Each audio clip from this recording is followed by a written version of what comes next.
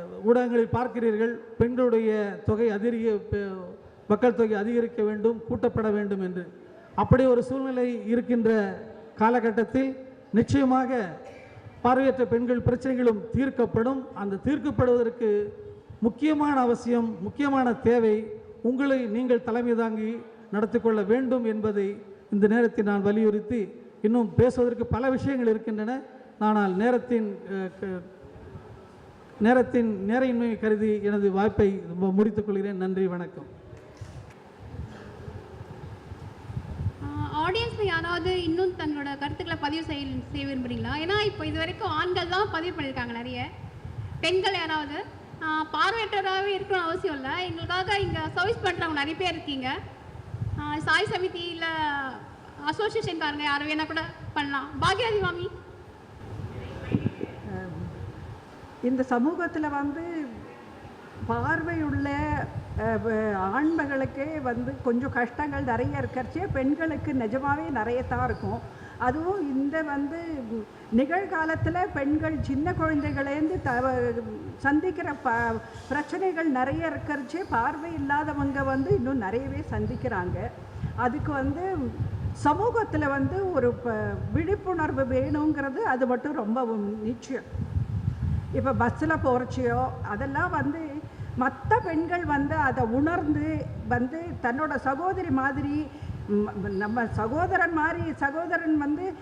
எல்லாருமே ஆண்களையும் நம்ம சொல்கிறோம் உன்னோட சகோதரனாவோ சகோதரியாவோ அம்மாவாவோ பாருன்னு சொல்கிறோம். ஆனால் இதே பெண்கள் படித்த பெண்கள் எப்போவுமே என்ன பண்ணுறாங்க, சமூகத்தில் கொஞ்சம் தைரியமாக இருக்க மாட்டேன்றாங்க.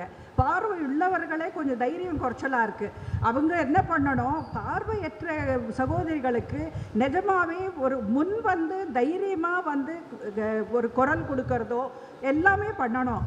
இப்போ பஸ்ஸில் இடம் கொடுக்கறதோ, அவங்களுக்கு மற்றபடி வெளியில் சந்திக்கிற பிரச்சனைகளோ எதுவாக இருந்தாலும் அது முக்கியமாக படித்த பெண்கள் தானாக வாலண்டியர் பண்ண வேண்டியது.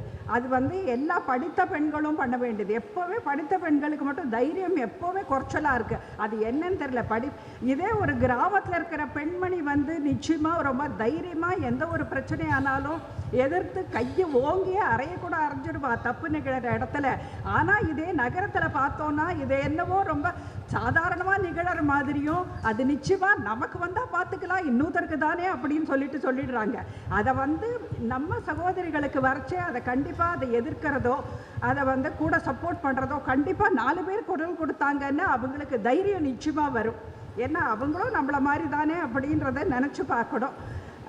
மற்றபடி படிக்கிறதெல்லாம் நல்லா அழகாக படிக்கிறாங்க. எல்லாமே இந்த பெண்கள் இவ்வளவு படித்து முன்னேறி வர்றதுங்கிறது நான் ரொம்ப ஆச்சரியப்பட்டேன். இங்கே படிக்கிறதுக்கு நிறைய குழந்தைகள் காலேஜில் வருவாங்க முன்னாடியெல்லாம். இப்போ பார்த்தாக்க பெண்களோட பகுதி ரொம்ப ஜாஸ்தியாக போச்சு. எப்படி இவ்வளவு பேர் தைரியமாக வெளியில் வராங்கன்னு ரொம்ப ஆச்சரியமாக இருக்கும். கிராமத்துலேருந்து வராங்க. இப்போ அம்மா அப்பாவை விட்டுட்டு பையன்களே வெளியில் ஹாஸ்டலில் போகிறதுக்கு ரொம்ப கஷ்டப்படுவாங்க. ஆனால் பெண்கள் ரொம்ப தைரியமாக ஹாஸ்டல் இல்லை, ஒரு தனியாக எங்கேயோ ஹாஸ்டலோ இங்கே ஒரு வீடோ எங்கே இடம் கிடைக்குதோ அவங்களுக்கு ரொம்ப முக்கியமான குறிக்கோள் படிப்பு தான். அந்த படிப்பை அவங்க எப்படி அவங்க ஃபாலோ பண்ணுறாங்கன்னு நம்ம எதிரில் நின்று பார்த்தா தான் அவங்கள நமக்கு ரொம்ப ஆச்சரியப்பட வைக்கிறது. அவங்களோட குறிக்கோளும் அந்த தைரியமும் அது நிஜமாகவே ரொம்பவும் அனுபவித்து அப்ரிஷியேட் பண்ண வேண்டியது. அவங்களுக்கு நம்மளால் ஆனது நிறையவே செய்யணும். இப்போ நிறைய குழந்தைகளுக்கு படிக்கிறதுக்கு ஆள் கேட்குறாங்க. இப்போ படித்து காட்டுறதுக்கு நிறைய வாங்கன்னு கூப்பிடுறாங்க. நம்ம படித்த பெண்களோ யாராக இருந்தாலும் நல்ல உள்ளங்கள் போய் அவங்களுக்கு அணுகி வேறு ஒன்றுமே அவங்களுக்கு தேவையில்லை. அவங்க பணம் காசு கேட்க மாட்டாங்க. அவங்க ஒரு அன்பு, அப்புறம் நம்ம கூட படிக்கணும் அப்படின்ற ஒரு நினைப்புக்கு ஒரு துணையும் ஒரு ஆதரவும் இருந்தால் மட்டும் போகும். நம்ம எவ்வளோ பேருக்கு நம்மளால் முடியாமல் கூட இருக்கலாம். இதோ இந்த இடத்துல இவங்களுக்கு படிப்புக்கு தேவை, நீங்கள் போங்கன்னு சொல்லி ஒரு கை காட்டி விட்டாலே போகிறோம். அவங்களுக்கு நிஜமாகவே நிறைய பெண்களை கை தூக்கி விட முடியும் நான் நினைக்கிறேன். அது பார்வையற்ற பெண்களுடைய நிலைப்பாடு அப்படின்னு பார்க்கும் பொழுது நான் கொஞ்சம் இப்படி பார்க்குறேன். கடந்த காலங்களில் பார்வையற்ற பெண்கள் படிப்பதற்கு கூட ஒரு இயலாத நிலை என்று தான் சொல்ல வேண்டும். பெண்களுக்கு கல்வி அனுமதியே இல்லை என்ற காலம் இருந்தது, அது வேறு. ஆனால் அதில் பார்வையற்ற பெண்கள் என்று சொன்னால் சொல்ல வேண்டிய அவசியமே இல்லை. மிக மிக தடை. அப்படிப்பட்ட தடைகளை எல்லாம் உடைத்தெறிந்து கண்கள் இழந்த காலகட்டத்திலும் கூட வள்ளுவர் சொன்னது போல் எண்ணும் எழுத்தும் கண்ணெனத்தகும் என்ற அந்த கண்ணை பெற்றார்கள் கல்லூரிகளுக்கு சென்று பார்வையற்ற பெண்கள். ஆனால் அவர்கள் எல்லாம் ஒரு காலகட்டம் வரை தங்களுக்கு தேவையான பணி, உரிமைகள் உள்ளிட்டவைகளை கேட்பதற்கு கூட தயக்கம் காட்டினார்கள். தங்களுடைய இயலாமையினாலே முடங்கி கிடந்தார்கள். அப்படிப்பட்ட ஒரு சூழ்நிலையெல்லாம் இருந்தது. அதை நான் ஏனென்றால் நான் கல்லூரி மாணவனாக 1974 அந்த வருடத்திலே சென்னை கிறிஸ்துவ கல்லூரிக்கு புகுமுக வகுப்புக்காக வந்திருந்தேன். அப்பொழுது என்னுடன் பார்வையற்ற மாணவியர்கள் சிலர் படித்தார்கள், எனக்கு மூத்தவர்கள். அப்படி அவர்கள் இருந்த காலத்திலும் கூட ரொம்ப ரிசர்வ்டாக இருப்பாங்க, ரொம்ப லிமிட்டடாக பேசுவாங்க, லிமிட்டடாக போயிடுவாங்க. They don't take part in any activities. அப்படி ஒரு நிலைப்பாடு இருந்தது. ஆனால் அதற்கு பின்னால் படிப்படியாக பரிணாமங்கள் பெற்றன. இவைகள் தேவையின் அடிப்படையோ அல்லது எந்த ஒரு காரணம் அல்லது சிந்தனையின் அடிப்படையிலேயோ அல்லது சிந்தனையின் பரிணாமத்திலேயோ எப்படி வேண்டுமானாலும் இது இருக்கலாம். ஆனால் இந்த வளர்ச்சி எட்டப்பட்டு இப்பொழுது சமீபத்திலே சென்ற ஆண்டு தற்போது தற்சமயம் நடந்த இதற்கு முந்தைய ஆண்டுகளில் நடந்த போராட்டங்களிலே பார்த்தால் என்னை பொறுத்தவரை ஆண்களை விட பெண்களே, பார்வையற்ற பெண்கள் விகரஸாக தங்களுடைய உரிமைகளை நிலைநாட்டுவதற்காக, ஏன் இந்த பொதுப்படையான அந்த உரிமை, இந்த உரிமையை நிலைநாட்டுவதற்காக அவர்களுடைய போராட்டம் தான் என் மனதிலே ஊடுருவியது என்ற கருத்தினை நான் இங்கு ஆழமாக பதிவு செய்கிறேன். எனவே அவர்கள் சிந்தனையிலும் சரி, செயல்பாடுகளிலும் சரி, சொல்லிலும் சரி, எல்லாவற்றிலும் என்ன சொல்கிறார்களோ அதை செய்ய வேண்டும் என்று நினைக்கிறார்கள். எனவே அவர்கள் நினைக்கின்றதை செயல்படுத்துவதற்கு நாம் முட்டுக்கட்டையாக இல்லாமல் மட்டும் இருந்தால் போதும், அவர்கள் எல்லாவற்றையும் செய்து விடுவார்கள் என்ற கருத்தினை பதிவு செய்து வாய்ப்புக்கு நன்றி கூறி அமைகிறேன். என் பேர் TN சிவகுமார்னு பேர். நான் 40 வருஷங்களாக புல்லாங்குழி இசைத்துறையில் சங்கீதத்தில் நான் பயின்றிருக்கேன். என்னுடைய மாமா அவர்கள் ஃப்ளூட் TR மகாலிங்கம்னு பேர். அவரோட நான் 1.5 வருஷம் ட்ரைனிங் எடுத்துட்டேன். என்னோடய முதல் குரு TR நவநீதம். நான் இசை காலேஜில், மியூசிக் காலேஜில் 3 ஆண்டுகள் படித்து பட்டம் வாங்கியிருக்கேன். அதை தவிர சென்ட்ரல் கவர்மெண்ட்டில் இந்த ஸ்காலர்ஷிப் அதில் பிரபஞ்சம் சீதாராம், டாக்டர் பிரபஞ்சம் சீதாராம்ங்கிறவர்கிட்ட 13 வருஷம் இசைத்துறையில் நான் அவர்கிட்ட புல்லாங்குழல் கற்றுட்டுருக்கேன். எல்லா விதமான சங்கீதமும் எனக்கு வாசிக்க தெரியும். எல்லா விதமான வெளிநாட்டிலையும் நான் வாசி வந்துட்டுருக்கேன். எனக்கு ஏறத்தாழ 3200 மாணவர்கள் இருக்கார். அதில் பெண்களும் இருக்காங்க, ஆண்களும் இருக்காங்க, சின்ன பசங்களும் கற்றுக்கிறாங்க, எல்லாரும் இருக்காங்க. இந்த பார்வையற்றோர்களுக்காக இந்த சமுதாயத்தில் நிறைய வாய்ப்புகள் இருந்தும் ஆனால் அதை அரசாங்கம் எந்த விதமான குறிக்கோளுக்கும் இந்த இடம் தரவில்லை. நிறைய பெண்களுக்கு முக்கியத்துவம் இந்த நாட்டில் கொடுக்கணும். அவங்களுடைய படிப்புக்கு, அவங்களுடைய கலாச்சாரத்துக்கு எல்லாம் கண்டிப்பாக செய்யணும். ஆனால் அரசாங்கம் இதுக்கு எதுவுமே ஒத்துழைக்கலை. இப்போ சில பேருக்கு ரெக்கமெண்டேஷனில், சில பேருக்கு அதை ரொம்ப எதமோ எப்படியோ தேடி பிடிச்சி கஷ்டப்பட்டு வாங்கி அவங்களுடைய வாழ்க்கையை அதில் பணயம் வச்சு அவங்க படித்து எல்லாம் வராங்க. கண் பார்வையற்றோர், உடல் ஊனமுற்றோர் எல்லாரும் நல்ல வசதியாக வாழணும். வெளிநாடுலலாம் இப்போ அமெரிக்கா அந்த மாதிரி இடத்துலலாம் ஊனமுற்றோர், பிளைண்டு அப்படின்னு சொன்னால் போகிறோம். ஸ்டேஷனில் நீங்கள் சொல்லிவிட்டு அங்கே டிக்கெட்டை வாங்கிட்டீங்கன்னா அந்த ஸ்டேஷன்லேருந்து உங்களை கூப்பிட்டுன்னு போய் ஒரு ட்ரெயின்லேருந்து ஒருத்தவங்க உங்களை அழிச்சின்னு போய் அந்த கம்பார்ட்மெண்ட்டில் உட்கார வச்சு உங்களை எந்த ஸ்டேஷன் வருதோ அந்த ஸ்டேஷனில் இறக்கி அந்த ஸ்டேஷனில் யாரை நீங்கள் சந்திக்கணுமோ அவர்களிடம் உங்களை ஒப்படைக்கிறார்கள். நான் பல வெளிநாடுகள் சென்றிருக்கிறேன். 5 முறை சிங்கப்பூர் சேர்ந்திருக்கிறேன், 2 முறை அமெரிக்கா போயிருக்கேன். எல்லாமே நான் தனியாகவே தான் உலகம் பூரா சுற்றி வந்திருக்கேன். ஆனால் எந்த விதமான கஷ்டங்களும் வெளிநாட்டில் வந்து பார்வையற்றோருக்கு கண்டிப்பாக உதவி செய்கிறாங்க, இந்தியாவை தவிர. சொல்வது தான் இந்தியாவில் நாங்கள் அதை பண்ணிட்டோம் இதை பண்ணிட்டோம் அப்படின்னு சொல்கிறாங்களே தவிர செயல்முறையில் 0. இது வந்து எல்லா இடத்துலையும் சொல்லணும். பொதுமக்கள் இத்தனை பார்வையற்றோருக்கு எத்தனையோ வேலை வாய்ப்புகள். இப்போ ரயில்வேல கோட்டா எடுத்துனீங்கன்னா 32,000 வேக்கன்சி இருக்குது. இது வரைக்கும் பிளைண்ட் ஹேண்டிகாப்டுக்கு எத்தனையோ கோட்டா இருக்குது. எல்லாமே கொடுக்கலாமே. பிளைண்டுக்கு மட்டும் இல்லை, ஹேண்டிகாப்டுக்கு கொடுக்கலாம். அதே பார்வையற்றோருக்கு நிறைய கல்லூரியில் இடம் இருக்குது, நிறைய ஸ்கூலில் இடம் இருக்குது. ஏன் இந்த அரசாங்கம் இந்த மாதிரி செய்ய மாட்டேங்கிறாங்க? அம்மா ஆட்சியில் எல்லாம் பண்ணுறேன்னு சொல்கிறாங்க, ஐயா ஆட்சியில் ஒன்றும் செய்யலை. அம்மா வந்து நானே செய்கிறேன்னு சொன்னாங்க. இது வரைக்கும் அம்மா வந்து சொல்கிறாங்களே தவிர அரசாங்கம் வந்து இது வரைக்கும் எங்களை மாதிரி பார்வையற்றோர், எங்களை மாதிரி ஃபிசிக்கலி ஹேண்டிகாப்டுக்கு, உடல் ஊனமுற்றோருக்கு கம்மியாக தான் செய்கிறாங்களே தவிர, ஏதோ இந்த பஸ் பாஸ் கொடுத்துருக்காங்க, ட்ரெயினில் 4 விதமான கன்செஷன் கொடுத்துருக்காங்க, பஸ்ஸில் 4 விதமான கன்செஷன், ஏதோ இந்த 1/4 கொடுத்துருக்காங்க. இதெல்லாம் போருமா? வாழ்க்கையில் நாங்கள் வாழறதுக்கு என்ன வேலை வாய்ப்பு? ஏன்னா நாங்கள் பிரத்தியாரை நம்பி வாழக்கூடாது. நானும் ஒரு 6 பேரோட குடும்பத்தில் பிறந்தவன் தான்.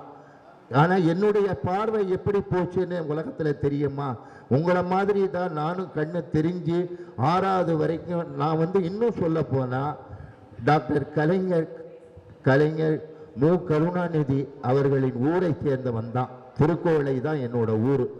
அதில் வந்து என்ன ஒன்று பெரிய விசேஷம்னாக்க, அவருக்கு தெரியும் அந்த ஊரில் அவர் வந்து படிக்கிறதுக்கு எவ்வளோ கஷ்டப்பட்டார். என்னோட தாத்தா கிட்ட தான் 8வது வரைக்கும் படித்தார்.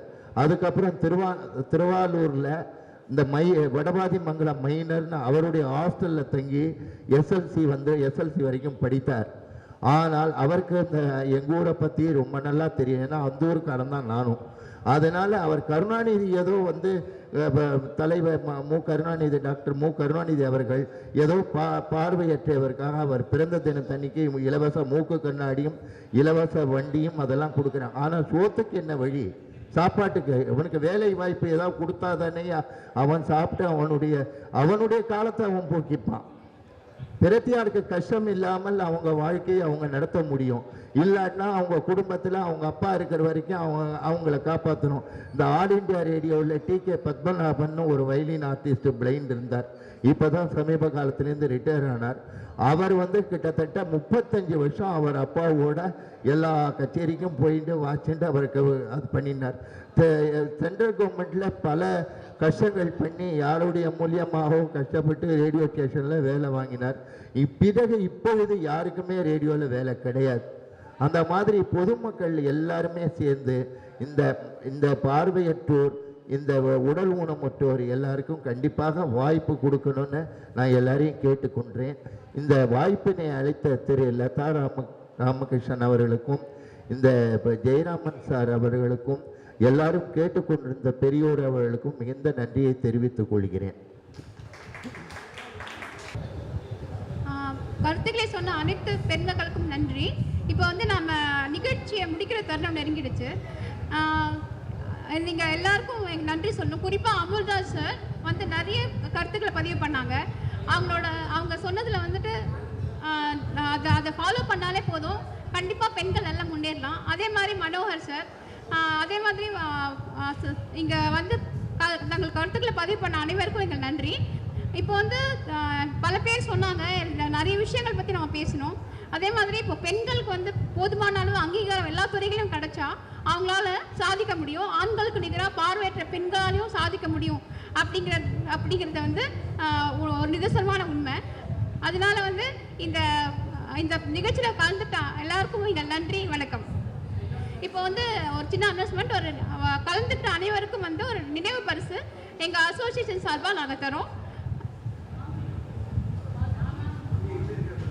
எங்கள் அமைப்பின் துணைத் தலைவர் வசந்தா ஜெயராமன் அவர்களை இந்த கருத்தரங்கில் கலந்து கொண்டவர்களுக்கு நினைவு பரிசு அளிக்க வேண்டிக் கொள்கிறேன்.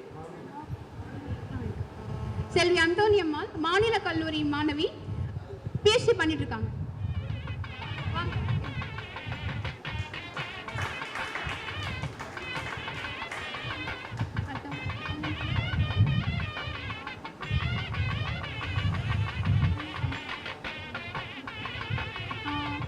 செல்வி பாரதி,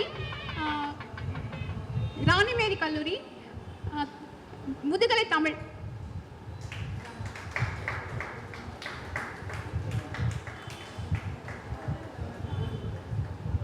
அடுத்து கலந்து கொண்ட அடுத்தவருக்கு எங்கள் அமைப்பின் செயலர் வெங்கடேஷ் பாபு அவர்களை இந்த நினைவு பரிசை தரும்படி வேண்டிக் கொள்கிறேன். திரு பானுகோபன் அவர்கள்.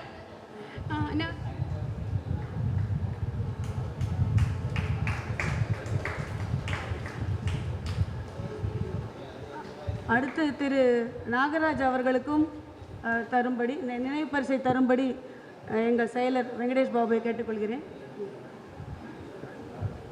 நாகராஜ் வாங்க.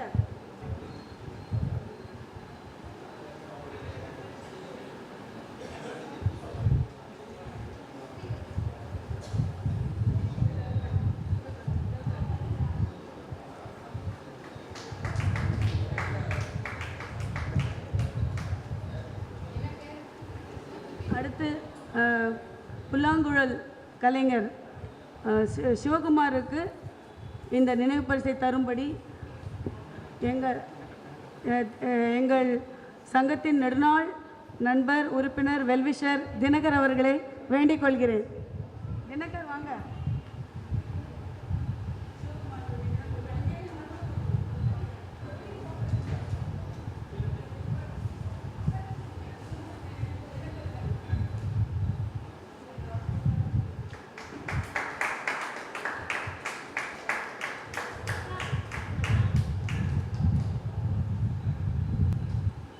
அடுத்து இந்த கருத்தரங்கில் கலந்து கொண்டு தனது கருத்துக்களை உரைத்த திரு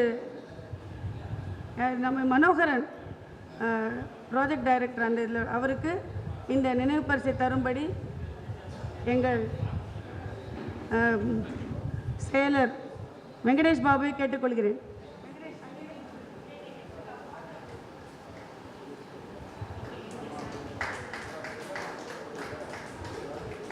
மேடம் பேசினாங்க, அப்புறம் அமல்ராஜ் சார் பேசினாங்க. வேறு யார் பேசினாங்க?